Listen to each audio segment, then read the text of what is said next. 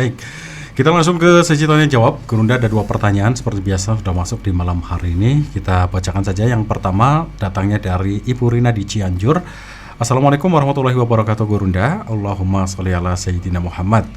Gurunda, saya mau tanya, saudara saya sholawatnya puluhan ribu dan aktif ngajak juga, tapi kata-katanya masih suka kasar, suka dengki ke orang. Kenapa ya Gurunda? Terima kasih banyak atas jawabannya. Masya Allah, Allahumma sholli ala Sayyidina Muhammad wa alihi wa sahbihi wassalim. Biar rahmatillah, biar khalqillah, biar dimaafinillah. Untuk Ibu Rina, mudah-mudahan Allah jaga, Allah muliakan, dan Allah terus berikan keistiqomahan. Hal ini sebenarnya menjadi cermin buat kita, Ibu. Ya, yang pertama, kalau kita melihat yang seperti itu, doakan. Mudah-mudahan ya Allah, sholawatnya menjadi asbab beliau mempunyai karakter jauh lebih baik, akhlak jadi lebih baik. Ya, jadi ini jadi bahan doa. Jadi jangan, justru inilah kalau kata guru kami, jangan sampai kotor nih melihatnya kayak gitu tuh. Justru doakan, mudah-mudahan ya Allah, sholawatnya ini menjadi akhlaknya menjadi lebih baik, menjadi enggak lagi dengki. Dan mungkin itu kotornya kita aja itu melihat beliau. Dan kedua, ini cermin buat kita. Kita yang punya sholawat, jangan-jangan kita pun lebih buruk dari itu. Ya, mendengki, kata kotor, dan itu buat kita cermin. Tapi kalau melihat orang jadi bahan doa, ya Allah, jadikan sholawatnya menjadi asbab beliau punya akhlak seperti akhlak kekasihmu, seperti itu. Ya, jadi jangan kita malah sibuk menilai orang, kita lupa dengan apa yang ada di dalam diri kita.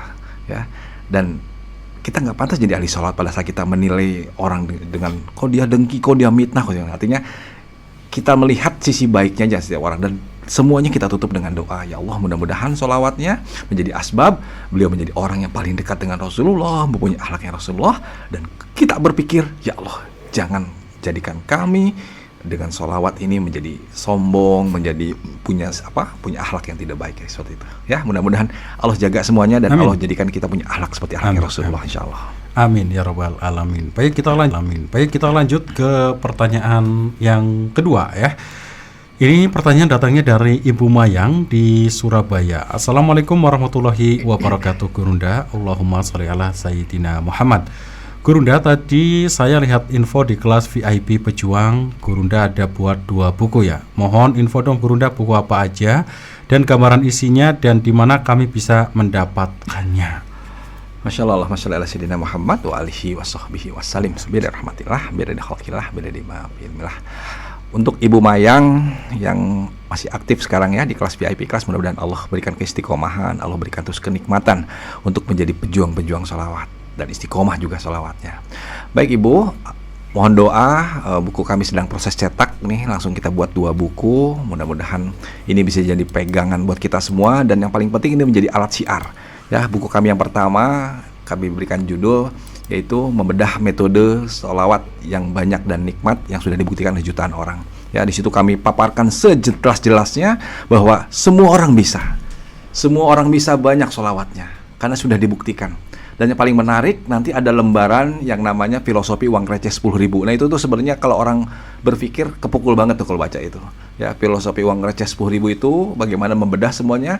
Pada saat dikonversi satu sholawat jadi 10.000, semua orang bisa sholawat yang banyak karena dia dapat ratusan juta. Tapi pada saat Allah janji 10 rahmat, kenapa kita nggak semangat? Nah itu kita bedah nanti di buku itu juga banyak kisah-kisah yang lain, dan yang paling utama nanti juga ada bicara tentang fadilah sholawat, kehebatan sholawat semacam itu, buku pertama. Dan buku kedua ini buku yang harus menjadi pegangan khususnya buat para ahli sholat dan para pejuang-pejuang sholawat, yaitu buku dengan judul Rasulullah Kekasihku. Ya, di sini kita akan gambarkan begitu hebatnya akhlak Rasulullah. Ya, kisah-kisah ini kisah-kisah yang kami betul-betul pilih-pilih yang wah luar biasa, ini menjadi malu kalau kita sholawat tapi kok nggak punya akhlak seperti Rasul itu. Ya, pertama kami buka dengan kisah dicekiknya Rasulullah oleh pendeta Yahudi. Itu luar biasa di situ. Bagaimana Rasulullah di depan para sahabatnya dicekik, ya, dan Rasulullah memarahi Umar yang menakut-nakuti orang itu. Ya, padahal ternyata pendeta sudah menguji betulkah ini Rasulullah. Ya, itu kisah itu luar biasa tragis, tapi dibalut dengan akhlak Rasulullah yang luar biasa indah. Ya, juga di situ ada kisah Taif yang biasa kita dengarkan, kami sajikan dengan cara yang berbeda. Ya, kami sering dengar kisah-kisah Taif ini Rasulullah dilempari, tapi ternyata ada hal yang berbeda di sana. Ada yang namanya adas, ya, yang ternyata dia mendapatkan sebuah jadi beragama Islam lah gara-gara peristiwa Rasulullah di Kilat Taif itu. Ya, jadi ada orang di situ yang mengingkari Rasulullah, ternyata di situ ada orang juga yang mendapat hidayah di kisah Taif itu. Ya, juga ada kisah-kisah yang lainnya, bagaimana kisah Rasulullah menangis pada saat datang malaikat Jibril berikan kabar ada umatnya di neraka. Pokoknya harus punya lah semua insya Allah, karena buku ini betul-betul menggambarkan inilah sosok indah, nama yang kita panggil ribuan kali. Jadi saat kita panggil Allahumma sholli ala sayyidina Muhammad, terbayanglah minimal inilah sosok Rasulullah. Itu mungkin hanya gambaran setetes dari samudra lautan akhlak-akhlak Rasulullah. Ya, juga ada 100 akhlak yang singkat-singkat yang mudah-mudahan bisa jadi pegangan semua ya. 2 buku ini mudah-mudahan bisa segera dinikmati oleh semuanya dan bisa langsung nanti dibuka di toko dan kemsalawat.com dan bisa didapatkan juga di radio-radio kesayangan Anda yang menyimak ini, dan yang paling utama bisa didapatkan juga di markas-markas. Dan mudah-mudahan ini juga ada sebuah peluang teman-teman bisa mempromosikan ini kepada yang lain, dan semua keuntungannya pegang aja sama teman-teman semua, karena kami lebih butuh umat menjadi ahli sholawat asbab dari buku-buku ini. Kami ingin semua umat di luar sana menjadi perindu-perindu Rasulullah asbab dari buku ini. Ya, ada sebuah kisah ini dari seorang editor, dia bilang, saya sering mengedit buku-buku katanya, tapi saat saya ngedit buku yang kedua ini, dari awal sampai akhir saya nangis aja sambil ngedit tadi itu.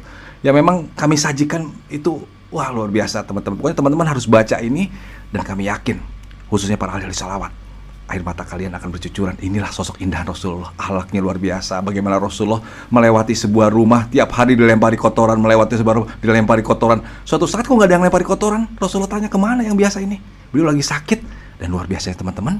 Di situ ada saudaranya bilang, engkaulah yang dilempari, engkaulah yang dihina, ternyata engkaulah orang pertama yang menjenguk orang ini sakit. Coba luar biasa. Ya, ini akhlak teman-teman. Ya, dan mudah-mudahan kita belajar. Juga ada pengemis, ini kita belajar di orang-orang yang bahil nih, kita semua belajar. Ada pengemis yang datang ke Rasulullah, hari pertama dia minta dikasih, yang kedua minta dikasih, yang ketiga Rasulullah gak punya apa-apa, Rasulullah kasih, dia jual aja ini, dan disuruh menjualnya. Bayangkan kalau kita mungkin ke satu kasih, kedua bosan, ketiga marahin kali, kok datang-datang juga ya. Kita akan belajar hebatnya, indahnya akhlak Rasulullah di sini. Mudah-mudahan sholawat kita akan membingkai kita semakin rindu, semakin cinta kepada Rasulullah, berkah dari sholawat, berkah dari perjuangan kita. Semoga Allah mudahkan semuanya. Amin. Masya Allah. Allah. Baik, Masya Allah, sahabat radioku dimanapun Anda berada, menarik tema kita hari ini, dan juga pertanyaan-pertanyaannya juga sangat bagus yang bisa kita sajikan di program acara di edisi hari ini. Mudah-mudahan menjadi inspirasi buat kita semuanya. Dan tadi sudah ada buku yang insya Allah akan segera launching, dan insya Allah buku ini bisa Anda dapatkan di radio yang sedang menyiarkan acara ini, baik di Kuningan, Majalengka, ataupun di Radio Kubukaro, di markas-markas Camp Sholawat di berbagai kota. Atau Anda bisa dapatkan di toko-toko online yang insya Allah nanti akan ikut membantu untuk menyebarkan buku dari karya Gurunda kita Uwais Al-Qarni. Baik, sekali lagi terima kasih Gurunda sudah memberikan motivasi kepada kami semua di malam hari ini. Mudah-mudahan ini menjadi asbab hidayah buat kita, cahaya buat umat yang ada di luar sana. Terima kasih Gurunda, mudah-mudahan Allah selalu memberikan kesehatan. Insya Allah kita jumpa lagi pekan depan seperti biasa di hari Kamis malam Jumat dengan tema yang lebih menarik lagi. Baik, sahabat radioku dimanapun Anda berada, demikian seluruh rangkaian acara Cahaya Sholawat pada kesempatan malam hari ini. Mudah-mudahan kita semuanya mendapatkan ilmu yang bermanfaat, Allah ridho kepada kita semuanya, dan insya Allah kita kelak bisa berkumpul di surganya Allah Subhanahu wa Ta'ala bersama baginda Nabi Muhammad SAW. Amin ya Rabbal Alamin. Terima kasih juga kami aturkan untuk sahabat kita yang ada di Kuningan di 104.8 FM Radioku Kuningan, juga buat Umiatun, Masya Allah, mudah-mudahan sehat selalu, dan juga sahabat kita yang ada di Majalengka di Radioku 92.4 FM Radioku Majalengka. Akhirnya saya Ahmad Ali pamit undur diri dari ruang dengar Anda semua. Terima kasih atas kebersamaan Anda. Mohon maaf apabila ada salah-salah kata. Kami akhiri dengan doa kafaratul majelis. Bismillahirrahmanirrahim. Subhanakallahumma wa bihamdika asyhadu alla ilaha illa anta astaghfiruka wa atubu ilaik. Mohon maaf, mohon doa selalu. Wabillahi taufiq wal hidayah. Wassalamualaikum warahmatullahi wabarakatuh.